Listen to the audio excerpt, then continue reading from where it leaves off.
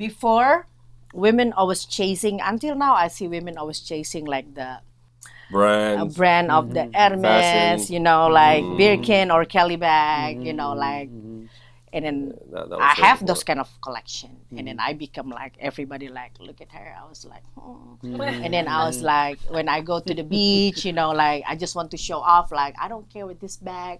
I just put the bag on the sand, like, look at me, how I just like, Just to make a point. just make it point, even this expensive bag, I can do everything what I want. Wow.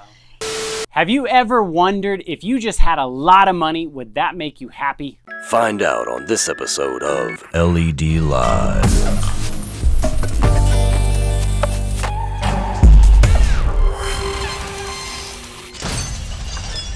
Light exposing darkness. Welcome back to LED Live, everybody. We have a great show for you today, and one that I think all of us have at some point in our lives dreamt about, being wealthy and rich and chasing after those kind of things in the world that we all think would make us happy. But at the end of the day, we find that more often than not, it's a broken road. And so I'm very excited to introduce to you our two guests, Ramon and Shandy. They come all the way from Indonesia. And when I heard you guys' testimony, I was absolutely blessed by it.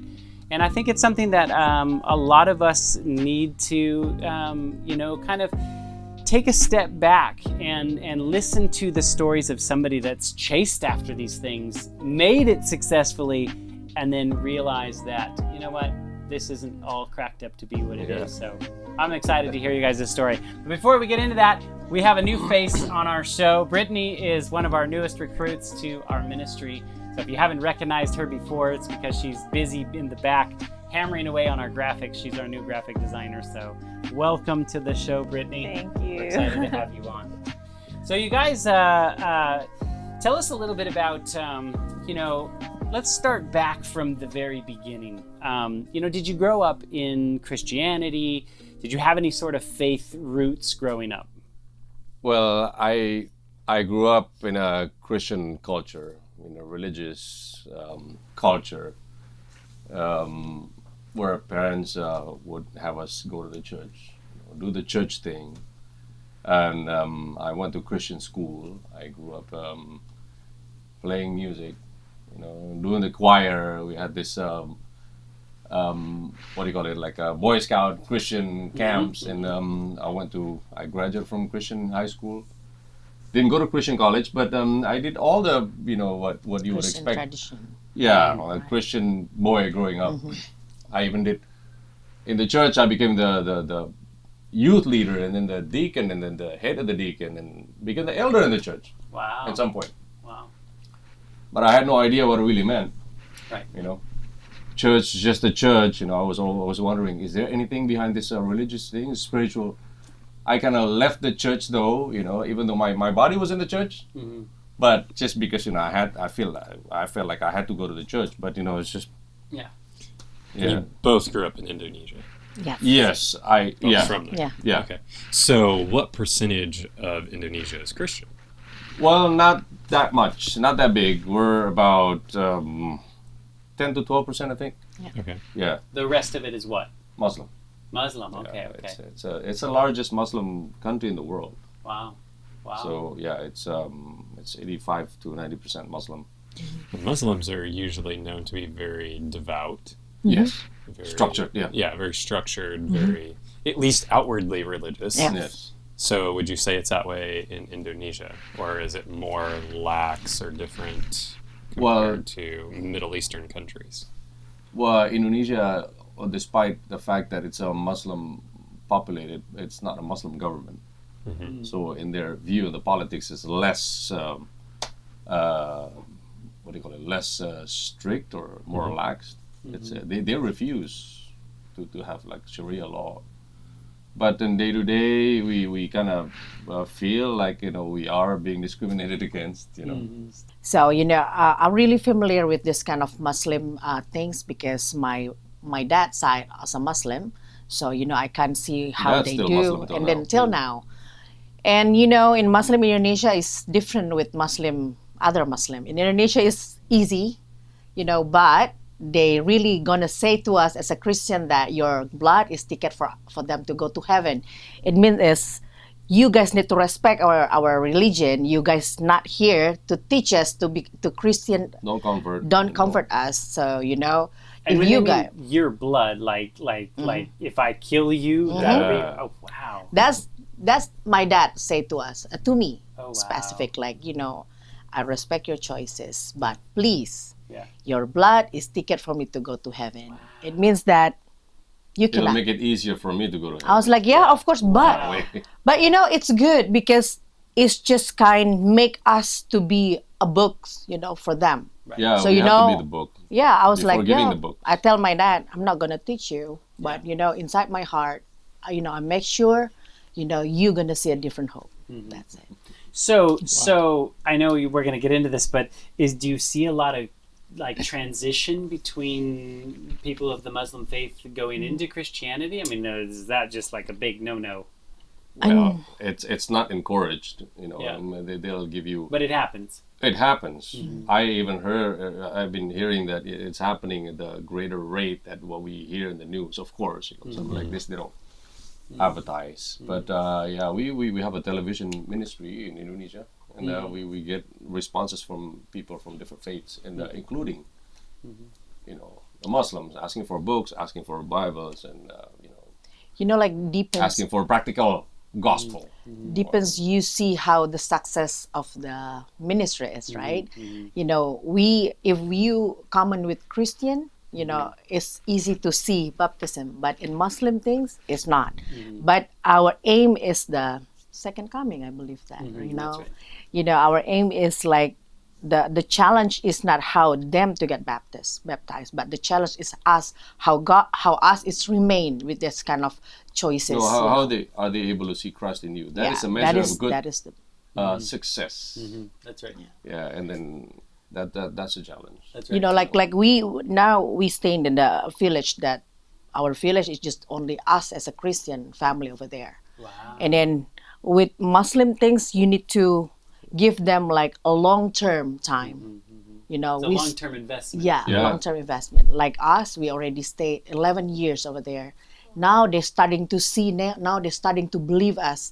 Like the Muslim people over there, if they have a problem, they come to our house, they tell the story, and they even tell, can you pray for us? Wow. For Muslim things, that is really, really like, Big wow, no. big no. I was like, wow. Like So you guys are, you know, both growing up in wildly kind of different settings here. And you had a departure. I mean, you were involved in church, but then you kind of like left. Yeah, kind of. I left, well, at about 23, you know.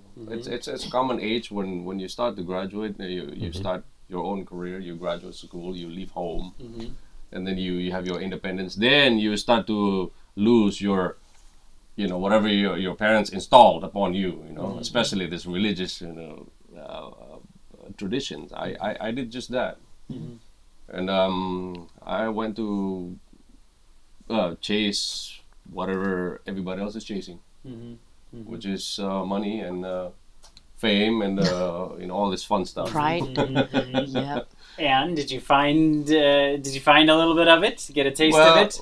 Well, I think I was 23 when I finished college. I went to school to become engineer, and then I remember one time a classmate that I didn't really like, he sort of challenged me. You know what? Now that we finished school, let's race to the first $1 million in the bank. Oh, that's interesting challenge. I think that's a good challenge. I don't know if I want to win, but you know, yeah, let's do it anyway. Yeah. We were drunk, you know, went to a bar. It was just like you know, that bar talk. We shook hands, and then we're like, okay, let's do it. So was there a prize between the two of you? No, that kind of stayed in my mind. I just gotta win. You know, there's no time set or anything. You know, it's just. And then we didn't see each other for a few years after that. But I went to Indonesia. I started having my work, my career, my business. I had a good business there. I had a concession from the government to establish this seaport it was nothing. Then I invited investors to start developing, and then we made traffic, and we were moving goods, and then it was growing, and then I sold it to somebody else, and then it banked a lot of money, you know. Wow. And then I bought cars, we bought houses, and then I looked at my bank account. I was only 29, I think 28, 29. And then with all these things I'm sitting upon, I look at my bank. I had cash. I think it was like $6-7 million or something, you know. Oh man. And then I call up that guy. Hey, you know what? Yeah. Hey, I beat you. Come on down. Come on down. I think I won the race, you know, by far, by a good distance. From I heard from friends that, you know, he's still trying to make it and everything. I just wanted to show it to him, you know, just come see me. Yeah. I live in Indonesia. Why don't you just come see me now? Yeah. So I picked him up with a nice car, you know. Yeah. Yeah. Rub it You in had a to little show. bit. Yeah. Make sure you had a driver, you know. So it was it consciously became a drive in my life, you know. This is good, you know, winning over somebody that you don't like. And then I kept going. The guy was like, become monster. he came to visit me, and I'm like, did you get that money? No. Yeah. You know, no. And then Wow. but you know, Yeah. I became that kind of guy that it's not nice. Yeah. You know. Yeah. So and then after 1 year, 2 years after that, we sort of got married. Well, we got married. Yeah. we sort of developed a relationship, and then we finally got married. There you go. And I thought I was going to fix myself. You know, I was praying. I was asking God, if you're actually there, just send me somebody. Yeah. Send me somebody. I think my life is good, but there's got to be something else in this life. Yeah. It's as much as you get those things that you're aiming at, and all of a sudden you realize when you get those things, there's got to be more. This is not fulfilling. You know, I mean, so often we hear this in so many different respects, not even just business or money, but you know, in fame. I mean, we hear this with celebrities all the That's time. right. Like, That's right. you know, the celebrity achieves a certain level of fame, and then it's like they're just as empty, if not more so, Some than people when go they started crazy. out. Yeah. So you're starting to feel the pull. Yes. And you're still actually having little conversations with God. Yeah. I was living a life that I thought, oh, this is it. You know, a lot of my friends are gauging me as a success story. You know, that they all want to be. But you know, having just I was able to just buy things I wanted within my own capacity. I think I had a lot more than I needed. I was buying this and that. I had cars, you know. I had my motorcycle. I had my boat. I had everything, just properties, cash paid. You know, And then you can just like which girl that you want to date. He obviously picked the best one. So how did you two meet then? well, Me and him is very opposite, you know. He's Yeah, I raised was in a the church- Christian, Christian family. Funny how God puts Yeah. that together, Yeah. right? You know. And then, but me, I was raised like with godly family. You she know. was raised in a messed up family. I'm You really can say that. raised with the messed up family, and then my parents always teach me, you need to be beautiful, you need to be smart, because you need to chase money, because you cannot Attract live a rich without. guy. Yeah, exactly. Not just only that, my dad, like, he just very careful with my skin.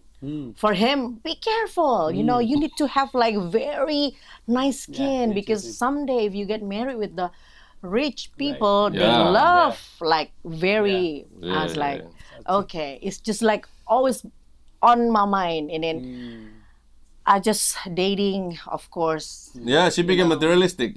Dating with The the gold rich digger. person, Oh, no. always fine. No money, no honey for Yeah, me, right. Even you love me, but you don't have Yeah. money. I'm sorry, I'm Yeah, busy. wow. Like, Beat it. So you begin attitude. you begin to see people only in their value of Yes. what they have. I mean, Yeah. that value can change. You know what I Yeah. mean? Like Yeah. like that's such a false view of who somebody is actually. But this is what you were chasing. Yeah. yeah, because my parents told me like that, like, change money, chasing money, and then without money you cannot be happy. So I believe that I raised with grown up like that. So that's why back on my mind just money, and then but I don't know. I can't feel something empty. But I'm curious because my age at the moment like 21, and then I have the accessibility to have private airplane, and then I can choose whatever it wasn't I for me. want. Yeah. It wasn't with him. I was dating a very rich person. She was dating not millionaire. She was dating a billionaire. Serious. Oh, and then- forget about it. So within wealth, there's these different levels where it's like Oh yeah. even when you're in the millionaire range, right? That's a lot of money to a lot of people. I don't know what that world's like, right? Yeah. But then the billionaires, it's like, oh, these people are just I dirt know. poor, right? Yeah. Wow. So, but I don't know why when I almost we met. But when I almost want to reach that level, I kind of so scared. I was like, wow. And then inside my heart, I just thinking like, no, I'm not look for this kind of happiness, money. I don't know who teach me because my parents never teach me, but The Holy Spirit. I believe that is Holy Spirit. I believe because when I become a missionary, I get to that some first that from the day that you were in the mother's womb, God knows you. I was like, wow, He knows me. Even even everything, my environment, my family always push me to that level. But there's something who always stop me. That no. And then I almost want to get everything. You become a millionaire. Wow. When I was 21. But I'm praying. And I'm fasting because my dad is a Muslim. And then he always teach me that if you're confused in life, if you have a problem, start fasting and then start praying. Right. And then I start praying. And then I tell like, I don't know who are you, but I know that people always call you God. I just need some help. I tell like, this is not something that I want actually, but I don't know. I don't know the way, but I don't know because nobody always come to me and then give me explanation. I was really lost, but I just need some help from you. Please send me a husband that can get closer, that person can get closer to me and you. I was like, I just want that. And I'm so ready married with the servant of the Lord, says, and I'm so ready married with the pastor, monk. And then I teach myself that I don't want to depend with this kind of materialistics. And then God sent him. All of a sudden, the knight in shining armor walks in. Not a billionaire, but yeah, I was like confused, like, Lord, not him. Yeah. This guy still have a lot of money, and then this guy is, party goers like me. I'm sorry. Yeah. And this guy always, we have something common, like if we drunk. yeah, we like the party. Yeah, right. Lord, how this man can bring me closer to you? It's impossible. Just send me pastor or send me anything like servant of the Lord, not him. It's Because not poor enough. I was like, oh. And then, I always ask, the sign. I don't know because I don't know nothing about Bible. And then sign is really good, God really works on me with sign. Good confirmation And sometimes. then, I ask like 3 signs and it's always him. And then I tell with my boyfriend, I was like, I'm sorry. I hope the answer is your name, but the answer is him. And he's just totally confused. You're praying? Yeah. Like, how? Wow. And then which God that wants to hear your prayer? I was like, I don't know, but the answer is him. Oh, wow. And I start to open my heart for him. And then She when dumped him for me. Wow. when we getting married, he spoiled me. He gave me everything because he thought like, Yeah, that's that. I thought that was the only way I was gonna satisfy somebody like her. In the beginning, I was like, oh, I'm not gonna marry someone like this. Coming from that guy to me, I had my money, but not like him. Yeah. But so after we got married, we were just I was just sort of spoiling her, thinking that it was like something that she wanted. But she's like, no, this is not what I wanted. If I wanted money, I would have just married that guy. I got more than you. Wow. Yeah, But, but I'm enjoying too. Yeah. Scott was asking how we met. We met 4 years before we got married.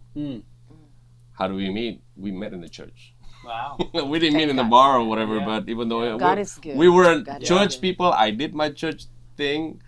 Just so happened that I went to the church, that one church service. I met her. She had friends because she went to the Christian school, even though she wasn't a Christian. She wasn't. She was whatever you were, right? And then she had friends that brought her to church sometimes. Hey, come to church sometimes. So she came, and then that day we met in the church. But we weren't dating. We just kind of knew each other. We had like a common social friends, and then we met outside the church. Of course, we would hang out with not church people. But And we do got not married church for. things. No, funny when she was asking for signs from God. I had more structured requests, I had more structured system of belief, I thought. And it was a New Year's Eve. I was out partying with friends, we went down to Europe just to rented a car, drove to Spain and then to Morocco, and then we had fun there. And then I was New Year's Eve, I was praying, Lord, my life is empty. It's fun, I could do, but there's no more challenges. Like, what do I do now? And when your heart's not with the Lord, your money becomes dangerous. I ran into just drugs and fun, partying, buying things that I don't even need. Right? I was a social drug user. She was suicidal with drugs. Suicidal because she had she had family that gave her reasons to. And then Friday night, New Year's Eve, I was praying specifically, Lord, send me somebody. Apparently she was praying for the same thing. Sign. Wow. And then I said, God, send me somebody. I think my life is a mess. I thought a wife would be able to fix me. That's a wife's job, right? Yeah, right. Yeah, right. And then I was praying specifically, Lord, send me somebody. And then I was holding up this quarterly, right? We get from church. I bring it everywhere I go. I never read it, but I just have it. Like Bible, I put Bible on the pillow, just that kind of Christian thing. Yeah. That's what I thought would do magic. But Christian boy thing. I held up this quarterly. I said, Lord, I know you're almighty. I know you hear my prayer. I know you love me. Right? Even though I'm messed up like this, but send me somebody. I need somebody. I think it's time for me to. I'm done with all this party, whatever. I know how to look for girls, but I don't know how to look for a wife. So just show me somebody. I want that person to get asked to get baptized before this book ends. I looked at the end of the book. It was going to end at 26 March. I'm like, okay, I want to make a serious deal here with you. Bring me somebody before this book ends. Okay, I dropped it. And then in January, February, March, I started to remember my prayer. Oh yeah, I was asking for something from the Lord 3 months ago, but nothing's happening here. Well, it's probably not serious. And then that week before the book ended, right? We were supposed to go out. She was with somebody. I had my my somebody too. And then, hey, you know what? Tell those guys, we're not able to meet up because that weekend before that book ended, we had a church retreat. She's like, church retreat? Like, you're that involved, And then I said, yeah. What is that church retreat? We go to, get a chalet up in the mountain or on the beach sometimes, or this time we're booking a little villa in the mountain with the whole church. She goes, can I come? I'm like, you want to come? I'm like, I was a little bit embarrassed, I'm like, I didn't want to tell her that I was actually. She knows what I'm like. Yeah. The beds are made out of wood, like. And then anyway, during the church retreat, Friday, Saturday night, we were talking. She was just being attentive, and then Saturday night after sundown, she goes to the pastor and says, Pastor, I want to talk to you. Pastor said, yeah, okay, let's go to that corner. We talk. And then they talked for a few minutes. I don't know what they talked about, but after a few minutes, the pastor calls me, hey, come here. Your friend here wants to get baptized. She wants to join our church. I'm like, Lord. Not her. All good, but not her. Yeah. Wow. And then, you know what? She was so persistent with the pastor. She said, look, I felt like a strong desire. I want to make up my mind. Wow. Her mother was Christian, but not the kind of Christian that went to church ever and never had the Bible, never. But she was like leaning towards what she was being taught by mom rather than Muslim dad. And then anyway, that Saturday night, she said, Pastor, I want to get baptized. Okay, we'll put you on a Bible study and everything. Oh, no. Cut that. I want to get baptized now. Yeah. Soon. This week. Awesome. And then Pastor was like, wow, this woman is serious. Okay, let's meet up in my office. We met up following Monday, and then we sat down, and I'm like, oh, Lord, this is not happening. I wanted somebody, but not her. I like her. You know, there's something in my mind and in my heart that this could be marriage quality, but, you know, she's dating this. How am I going to feed somebody like this? It's like a spending monster, you know? But and then Monday, and then I said, Lord, if this is your will, open up my heart, you know, to accept the possibilities. You know, this is probably really not. She was she's wife quality maybe, but more like not, you know. And then that Wednesday, the church decided, okay, let's bring Sandy to the ocean on the north coast of Jakarta. And then we baptized her on the Wednesday. Wow. 2 days before that book ended. Wow. I'm like, and after she got baptized, she comes out of the water, changed and everything. I told her, you know what, Sandy?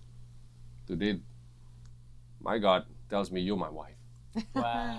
Yay! She said, you know what? I've been praying also. You know, the sign is always leading towards you as my husband. Wow. I'm like, how do you feel about that? She said, I'm not happy about that. My feelings mutual, you know, but we're gonna make it work. I love it that you guys both responded in the same way, though. You know what I mean? That really speaks to you guys listening to the Holy Spirit and how much we fight against it sometimes. That's right. It's like the Holy Spirit's like I don't know how much more plain I can make this for you, but that's the person you're supposed to be with, you know. We got married 2 months after that. Wow, praise God. It was not smooth marriage. It's really we would try to work. Because you were still holding on to some of these old, you know, ways and trying to incorporate that in. Yes, of course. Interesting. Yeah, it's a process. You know, you expect things to be rainbow and butterfly. No. After Yes. no. God gives you something, you take it. You think, oh, it's gonna be all beautiful. No, it's not like that at all. Yep. The process of coming, leaving the life of flesh into the life of spirit. That's a journey. So, you know, there's some verse, right? Verse that if you believe, you will see the glory of God. John But the 11, key is, 40. are you believe that? Are you believe, like, every time I saw my husband, I was like, oh, why him? Yeah. Like, Lord, I'm so confused. You The know, glory totally has left. confused. I Like, know. are you really send him to me? And he's also like that. You know, because why? Every day, I never sober. Like every day, I always like take my, you know, alcohol, take my drugs, like every single day. I cannot normal like this. You know, normal is mean like I never. Of Sober. course, you know, there's no drugs anymore, right? In our life. You I know? hope so. I cannot. I just need to, you know, to take drugs and alcohol. Then I can talk. Yeah. You know, and Even then me. he always like even we have kids. You know, my boys always see me like, you know, Passed out. messed out, and Messed then out. all of my assistant gonna explain to them like, yo, it's okay. Your mommy is just a little bit tired, but no, I'm not tired. I was like. Yeah. And then every time he saw me too, like, Lord, look at this woman, look at my wife, and then Is this the woman you sent me? I'm really dysfunction, you know, and then and then he's always give me like I don't know, you know, and then I become like the icon of with my family and my society. Like if you want to be success, you need to be like Shandy and Ramon. Look at her; they're still young, but you know they have everything. Even in the church. You know, function, they're gonna tell like, you know, you need to be success like them. But no, I'm really feel empty. So that's why my husband said, like, she's very suicidal. If I take drugs and I take pills and I take alcohol, I just want to end up myself every day. Like, I just want to suicide because I don't have something that I feel that, life is boring. Like, I just want to, Lord, I just want to end it. I just want to end it. So every time, even we go to party, like everybody like, hi, Shandy, you become a queen. But when you go home, I'm crying. My assistant know. I just like crying. I was like, you don't know. And then my assistant said like, Shandy, you are so happy. Did you understand that? And I tell them, I check them like, you don't know me. You don't know what I'm feeling. You away. Like, I just scream. I just like crying. I was like, I just lost. Like, much of it has to do with our brokenness. Yeah. And she was abused, in many different ways by parents. I was, and she ran away to whatever drugs, and then the money. I was actually running away also, trying to find the answers, and then all this money and access to wealth we think is a solution to keep us distracted from all this thing, but it's really not. It's really not. It's really not. So in your previous relationship with the gentleman who was wealthier, same thing? Same Drugs, thing. alcohol, just never sober. Never. Well, the thing, he was never really there that much. He lived in 2 different places, so he was always traveling. Lives. Yeah. Oh yeah, but the way I'm functioning is like that. Yeah, I'm really curious to know, since, like, back to your prayer, like when you were praying for your future husband, and like knowing that you grew up with like kind of like 2 different faiths in your house, what was your view of God, and how did you feel like you could come to him? Like, it seems like you thought he was someone who actually did care to listen to what you had to say. So I guess what was your view of God, since you weren't, I guess, like fully Christian? I don't know. I don't know. I just believe that, for me, if he, which is God, tell me that I need to get married with him, that's the one that I think. How did you believe that it? What induced the prayer? What drove you to pray? So that's why I asked for 3 signs, right? And the sign is always him, and I know that is not coincidence, and I know that it's him. I think I could probably have answered that. That's the work of the Holy Spirit. We don't realize we have it.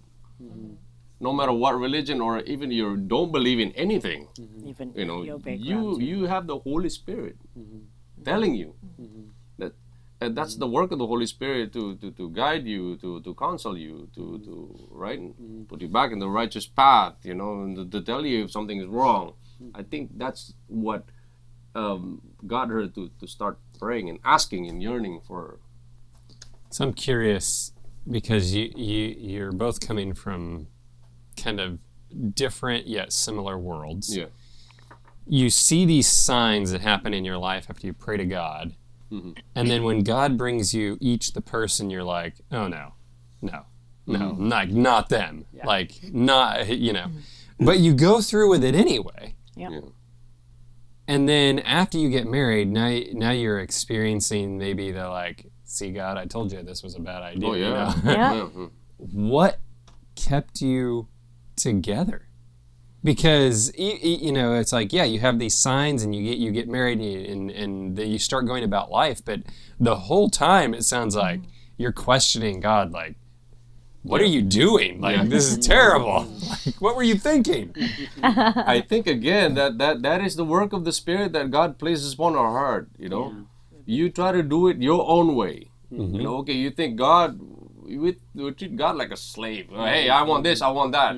But it's He doesn't work that way. He wants you to actually enjoy the full life, but not if you do it the way you've been doing it.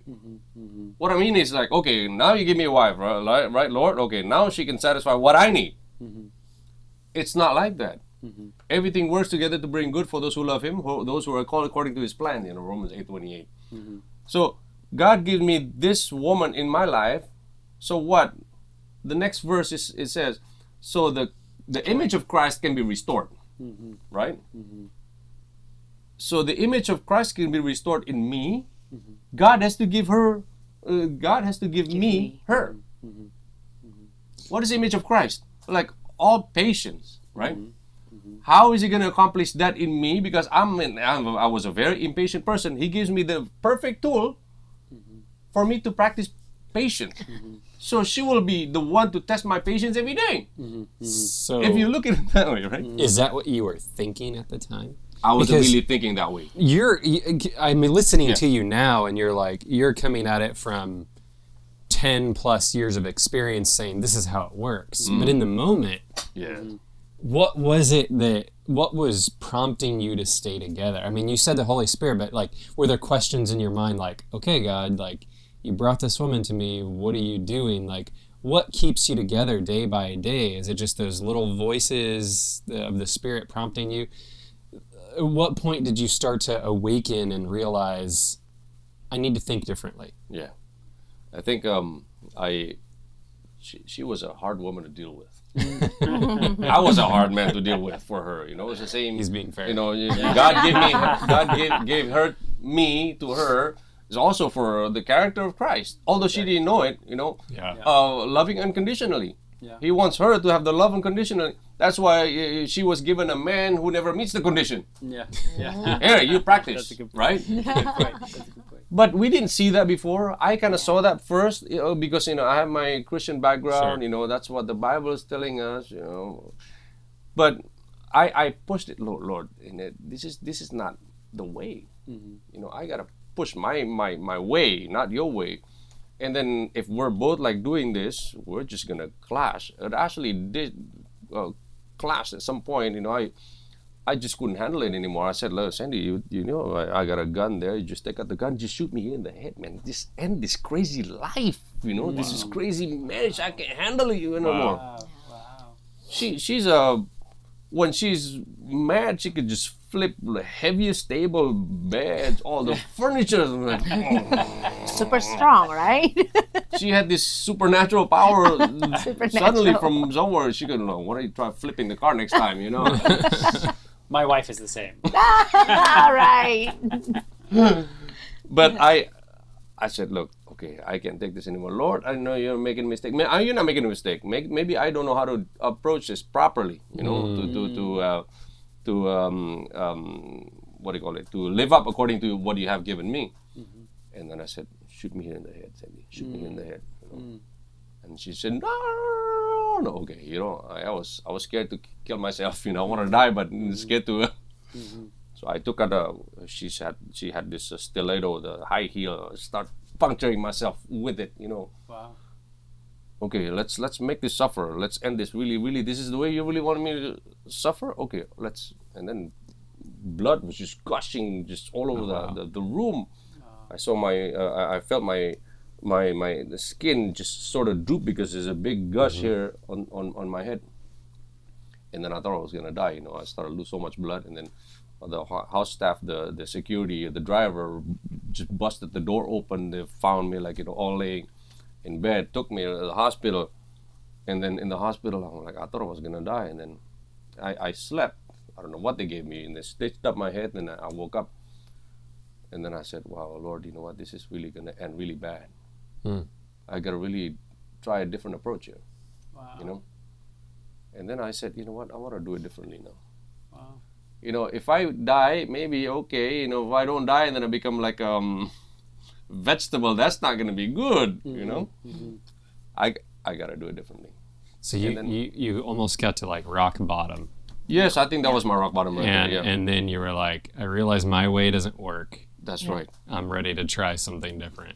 Yeah. What I think is really neat, Amazing. though, listening to your story, is you guys are having this crazy, tumultuous, like, you know, like crazy. Yeah. War, like literally, for lack of a better term, right? Yeah. But you're still having these conversations with God. Yeah. You're still opening your heart, going, and this is the patience of God. Like he just allows us to say, you know what, I'm gonna let you try it your way, and I'm right here. Yeah. You know, I'm right here, and it's like that constant opening your heart to Him, and He goes, I'll show you a better way. Let me show you a better way. Yeah, But because he cannot force it upon us. Because I believe that God I don't know, God needs to allow the crisis. You know, that marriage for us is a crisis. And then we have houses. We have houses. So every time we you know, we was so fight, convenient. we always, you know, I go I always there. go there. I always Don't bother stay me. Yeah. and then, you know, I have my own time. I always think like, wow, you know, he's not going to be wrong. We just God, you know. And then I believe that is the Holy Spirit trying to talk to me. And then I think like, you know, if I messed up, it means that I'm the one who see everything's wrong. Because, you know, God sent him, you know, he's going to be right person who going to bring me closer to God. Yeah. I just need time. I just put time, you know, for me to gonna see if everything is on the right direction. So every time we fighting, we go to the different houses, and then why we always be together again because of the prayer, because of the sign. And I believe that he's not wrong. I always told him like, you know, Ramon, if we messed up with this marriage, you know, it's mean that you and me, We messed it up. we messed it up. And then God knows, like, Wow. God even give me a children. God just give me like 1 month, and after that I'm pregnant. I was like, that fast? I was like, no, I want to enjoy life, you know. Hello. But That does happen. I was It like, does this happened. And then I believe that is not coincidence. You know, every time I see my children, I was like, no, I need to do something. I don't want them to experience what I experienced. You know, even I'm pregnant, you know, I take my alcohol, everything, you know, I become a plain base. I'm plain base. wow. Why I plain base? Because I want my children to be like him. She was But I snorting. mix, but I mix with my style. Wow. You know, the one that I know, I'm doing that one. So, but I'm plain based because I want my children like him.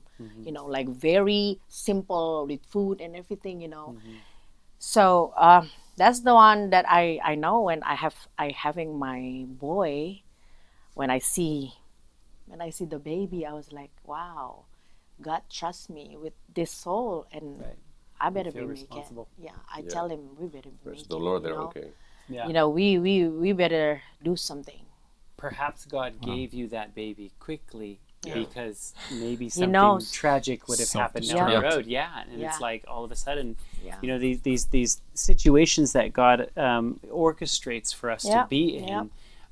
Really are there to shape our character back into the image of Christ. And you know, what is the image of Christ? It's a sacrificing of yourself so that someone else can have a better existence. That's really what Jesus was willing to do, right? And then the joy becomes yours anyway. That's right. Yeah. That's right. And so, in a marriage situation, I think the most amazing marriage is when you look at it going, how can I bless this other person? How can I make their life a blessing, and vice versa? When you have that two mutual things together, that's The other thing I think is interesting is, you know, if I think back on my own experience, I don't know that I would have picked my wife, you know, and I don't know if you can say the same or not, but I don't know, like of all the people that were around, I don't know that I would have thought, like that's the right one to pick. I don't know that I would have had that foresight, but God had the right foresight, you know. And of course, I'm very happy, and I think God made the right choice for me. But I don't know that I would have made the right choice, you know. So it's important to let God make that choice, even if it winds up being like World War III in the beginning. Well, I think everybody goes through that experience, right? I mean, I went through that. Certainly a year after my marriage, I was like, Lord, what'd you do to me? Like, why did you give me this person? It just took me 2 weeks. Yeah. Yeah, it took mean, her 2 weeks for divorce, asking for divorce. In the beginning, I mean, my wife could have done no wrong, but then a year into it, you're just like, wow, this person is just so different than me. But it was really through that, working through that we began to really appreciate each other. And now it's like, I can't see myself ever being with anyone else. I mean, I tell my wife all the time, you know, there's not going to be marriage in heaven, but sorry, babe, you're stuck with me. We're not ending this thing here. I think that's what life is all about. You know, many people give up. You know, this is not only marriage, everything. You know, because there's a process. You know, if you want something, we want it now. We want it quick. You know, we're not willing to deal with the process. looking at from Christian perspective, whatever's born by the flesh is flesh. Whatever's born by the Spirit is spirit. Transitioning from this life to that life doesn't take, like that. You have to go. There's a process. You're preparing. Understanding that your own weaknesses. This is the area that you're going to be so vulnerable. You have to acknowledge those steps. It doesn't happen overnight.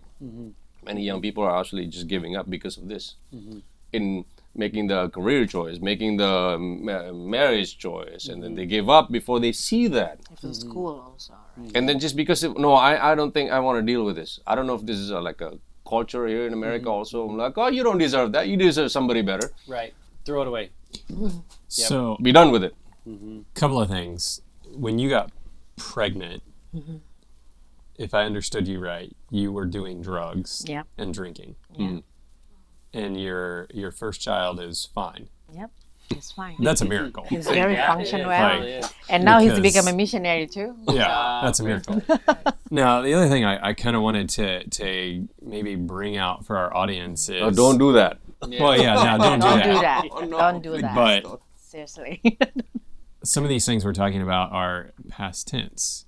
You Yeah. had houses. You had, all these things, which the implication is you don't have them anymore. Yeah. So do you have any regrets? Well, not at all. Not at all. I know it's Don't miss the money, the lifestyle, the anything. well, it's so many inconveniences. Well, we became missionaries. After how many years we got married? About 6 years. Into the 5th year, I started to realize my own identity. After the accident, whatever, I said, "Look, Lord, I want to come back to you. Show me the way." I was the person that my whole family has been praying, praying a lot for.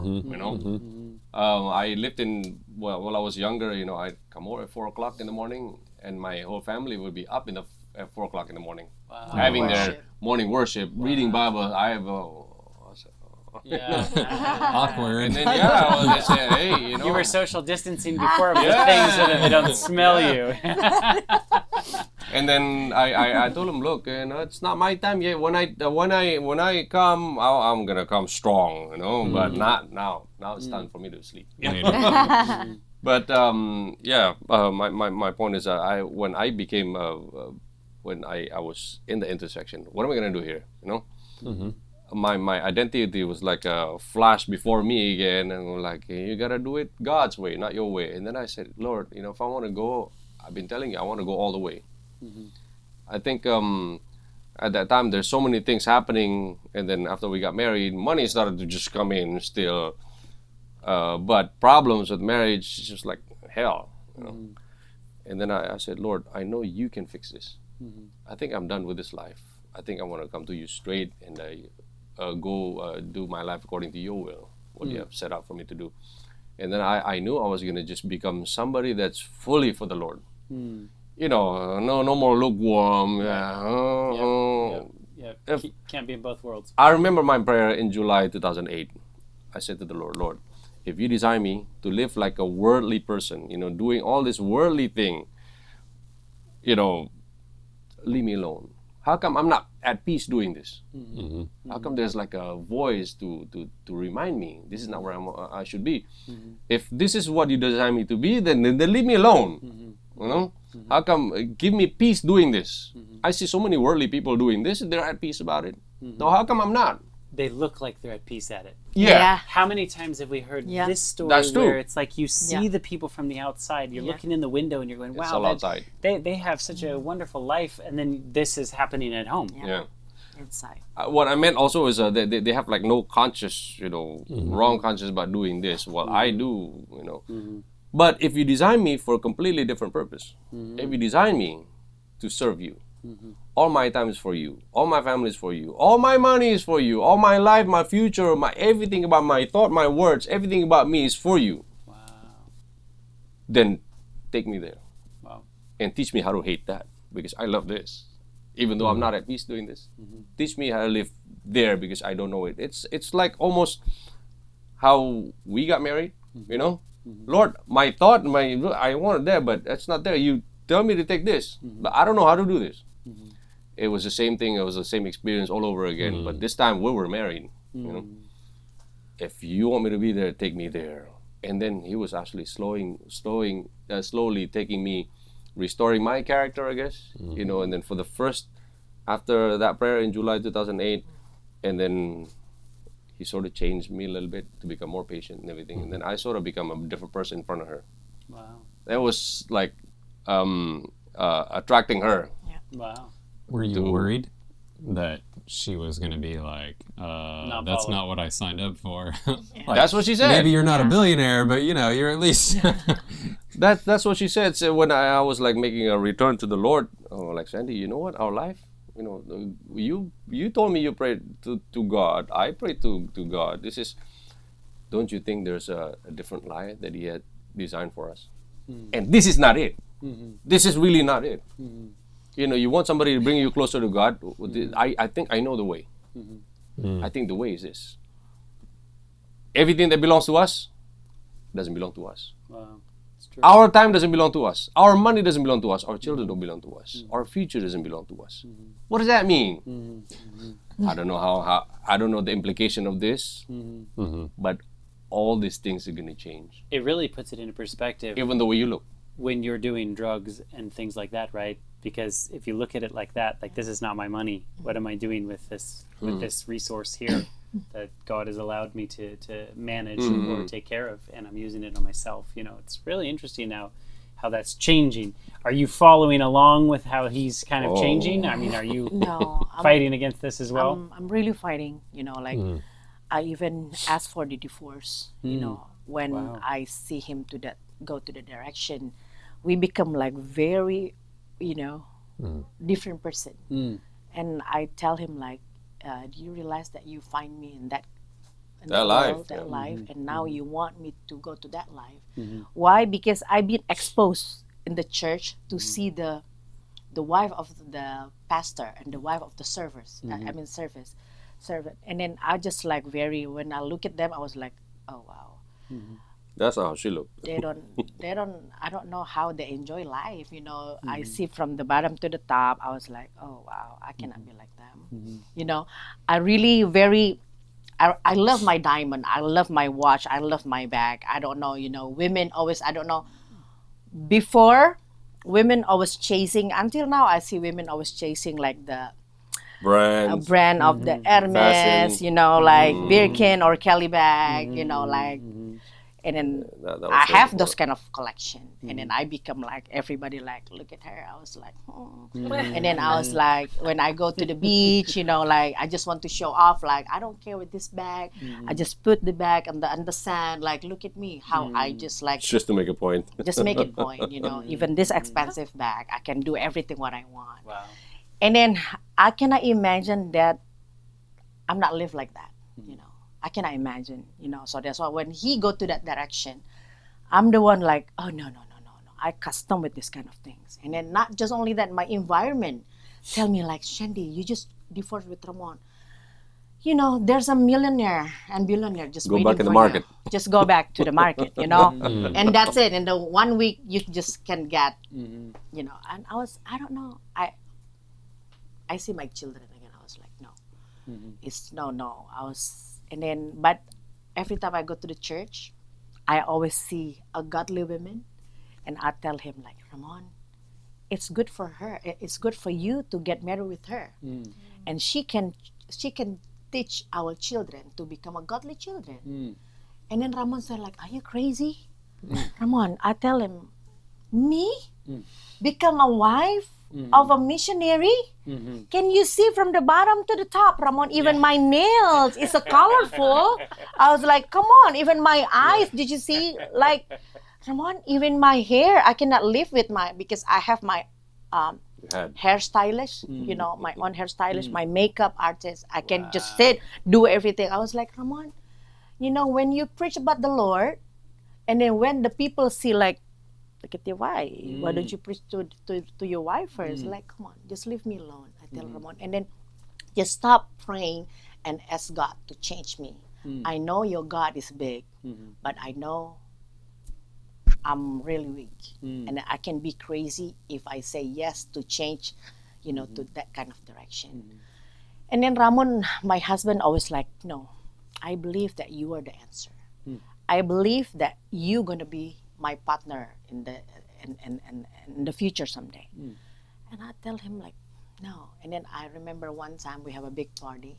My friends come to LA, and then we have a big event.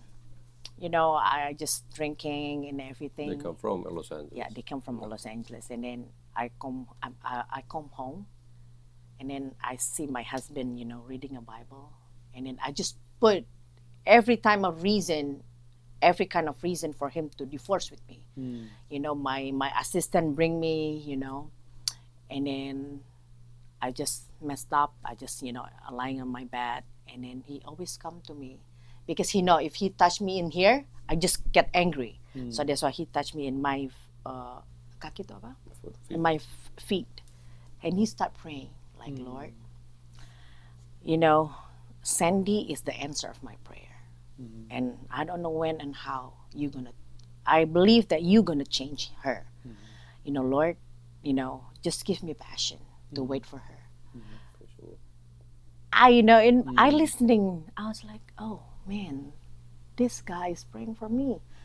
And I don't know, for me that is amazing. I was like, wow, he's really have a passion to wait for me. And I was like, Lord, even though I'm drunk, I said like, Lord, just do something.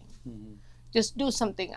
Anything, look at me. I don't know how to start. And then I remember when he out from the room, I go to my closet. I see my mirror. I was like, look at me. Look at the way I dress. Look at my makeup. Look at even my nails.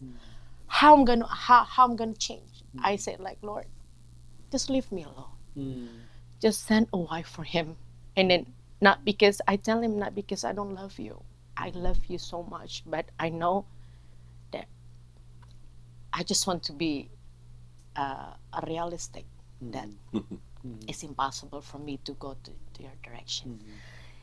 And then I don't know how, like one time, because I always see him read the book. And then I see through that book, he changed a lot. And I cannot sleep. I always cannot sleep. I always sleep like 7 a.m. in the morning. Oh, wow. I cannot sleep. And then one time, and then my room is like this, like no lights at all. Like make sure there are no lights at all. And then one time he go out, and I go to his desk, because I saw through this book he can change. And then I just grab one book, and the book is Step to Christ. I get the book, and I start praying. I was like, give me something, And then I read the book, and I'm crying. I feel something missing in my life is already like been terisi itu apa? Been filled. And I'm crying. I was like, wow, this book is awesome. What book is this? I was like, wow. And then I'm crying. I was like, Lord, this is the answer that I've been looking for the rest of my life, and I found through that book. I'm crying, and then, but when I'm crying, I get angry because I don't want to change. I just like throw the book through the book. I was like, no, I don't want to change. But I'm very curious because I feel like when you dry, when you're thirsty, and you drink water and you feel fresh, right? I feel something, like that. And I start reading the book, and then after that, he knocked the door and he said like, Sandy, just open the door. And then I just want to make sure he don't look at me, read the book and I'm crying, because I don't want to. It's not a good sign. It's not a good sign. I was like, no. And then, I was like, no. And then he come inside and he said like, what are you doing? And I said like, nothing. And then I tell him like, why you go home so fast? And he said like, no. So that's why, Sandy, you don't need to put this curtain, because you don't know outside it's already morning or it's night. you know, when I open the curtain, it's already night. Can you imagine? I never read. Wow. I just like to read like fashion kind of books, you know. That You is, read the whole day. yeah, I read the whole day, morning till night. Wow. And from that, I was like, wow, you are strong. I was like, wow, okay, I can count on you. I tell it. So that's why, you know, from that start, you know, I feel the power, his power. I starting like so hungry. I read Bible like, wow, wow. And then one time, because I never can sleep, right? And then one time, like I cannot sleep, and then I go out from the room, and I see him always sit in that chair every day, read his book. And then I go out, and I thank God because he not put like, how, what are you doing here? Yeah, no, he just so cool. He just really cool.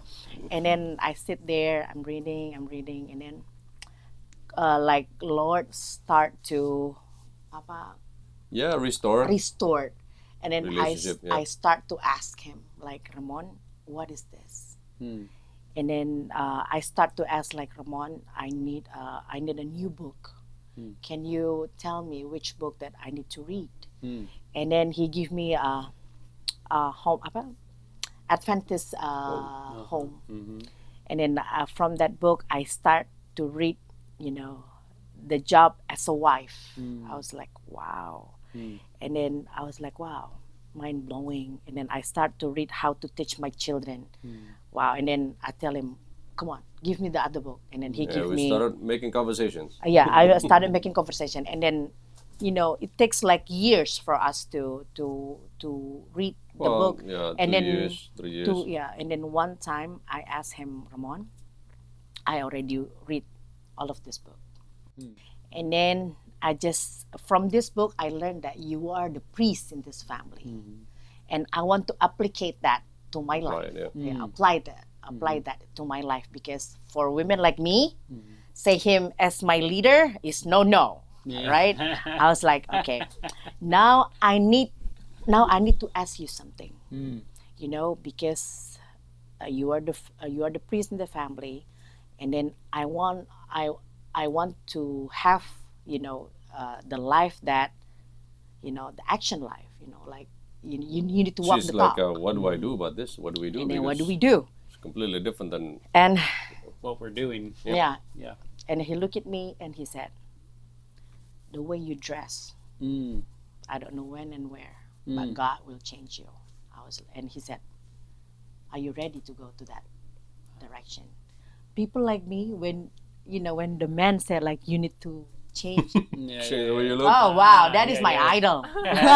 I need to make sure when I step out the door, I need to make sure that, you know, I be a queen, you know, like queen. You know, I was like, and then he said, like, are you ready? And I was like, yes, I'm ready. What else? Praise God. And he said, you know, everything that we have, our money, our properties, our cars, everything, we're gonna give everything to the Lord.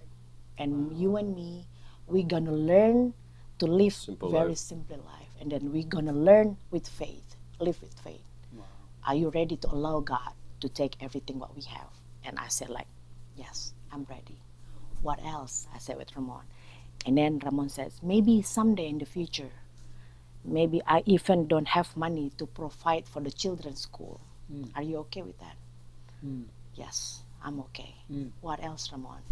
And he said, like, maybe someday God will allow you to have a very deep kecewaan itu apa?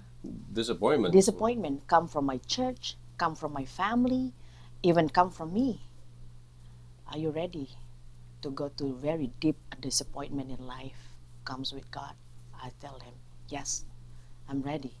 And then, you know, he held my hand and he said, like, wow, for me that is very like, wow, Lord, just take me. And then he just grabbed my hand and he said, like, but, you know, I will pray to the Lord. And I asked, Lord, if you're willing, please bring me and my wife and my children go to heaven together.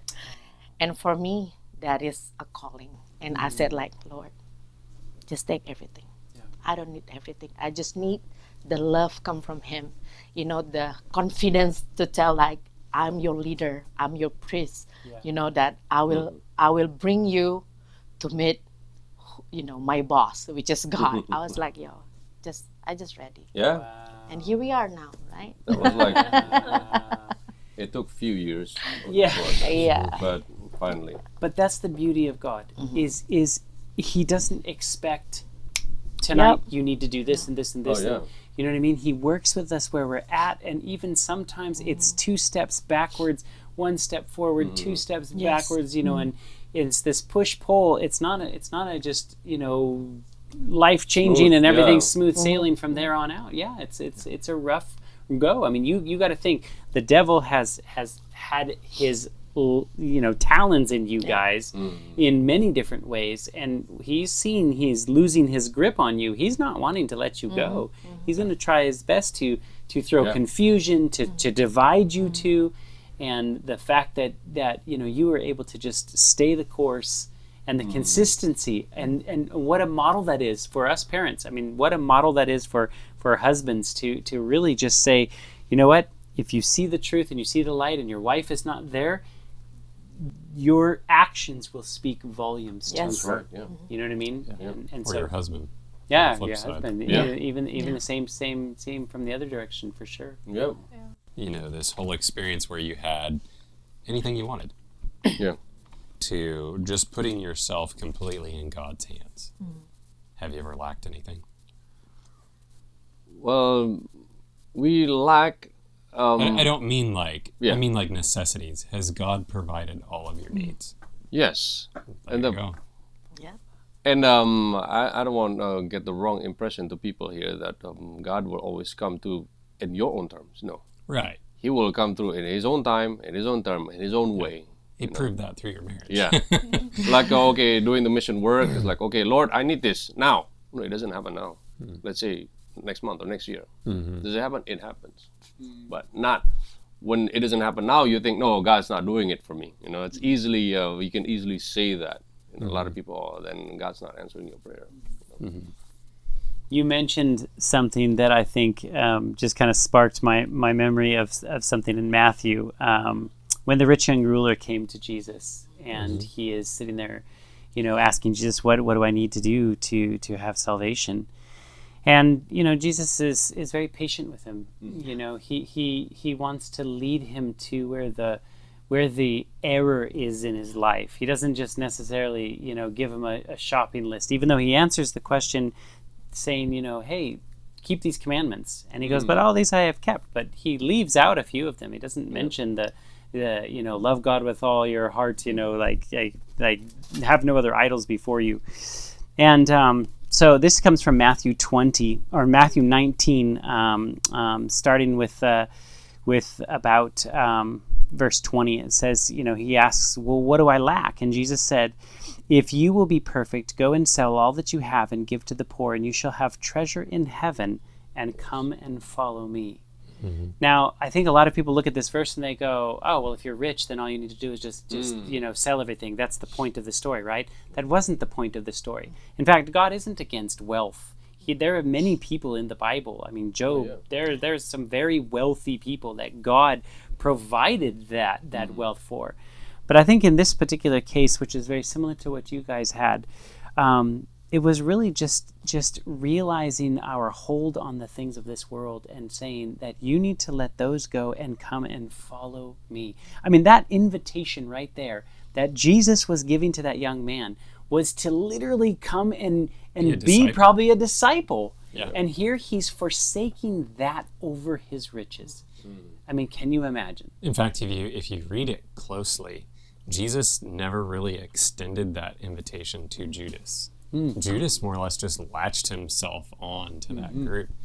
I think that guy would have been the one holding all the money. Interesting. Yes. He was good with money. Yeah. I think he would have been the one to hold the purse, and distribute to the poor and all that, instead of Judas. But obviously God lets people make their own choices. And that's a good one. He didn't choose. And I think when you read on to the story a little bit further, why we wanted to do this story here is I love it that his disciples are sitting there listening to what's being said right here. And then they're just like, baffled with when God says, it's hard for a rich man to enter into the kingdom of heaven, right? When he says that. And they're like, well, who can be saved, right? But then they turn around and they say, but Lord, this is verse 27, Matthew 19:27. Peter said, behold, we have forsaken all and followed you. What shall we have therefore? Meaning will we go into heaven? We gave up everything, right? Listen to how Jesus responds to this. He says, verily I say to you that you which have followed me in the regeneration when the Son of the Man shall sit in the throne of his glory, you shall sit upon your 12 thrones, judging the 12 tribes of Israel, and every one that forsaketh his house, his brothers, his sisters, his father, his mother, or his wife, or his children, or his lands, for my name's sake, shall receive 100-fold and inherit everlasting life. Wonderful. It's just beautiful that God is not saying, listen, you need to forsake all this stuff and give it all up for me. He's literally promising, look, there's a better way. I'll show you a better way. Yeah. And not only will I leave you there, I will give you 100 times what you thought would make you happy. Amen. So to me, to hear your guys' testimony of really just, how God has worked in your lives and you guys are now actively involved in ministry work. And what about the peace? Can you just talk a brief little moment about that? Do you feel much more peace? Oh, The peace absolutely. is absolutely awesome. Something that I never experienced before in my life. People say the money can buy happiness, and I was there. I'm gonna say no, not at all.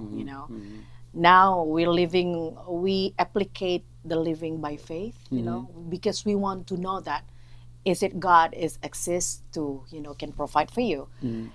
Yes, he is. He even sent people to pay for my first son tuition. Can you imagine that? I was like, wow, this is mind blowing because God says, when your heart has a room for others, I'm gonna take care of you.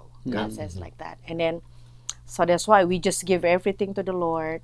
Even we thought we were gonna live under the bridges and start begging people. No, it's not like that. We're not. I think there's a good point in Matthew 13:44.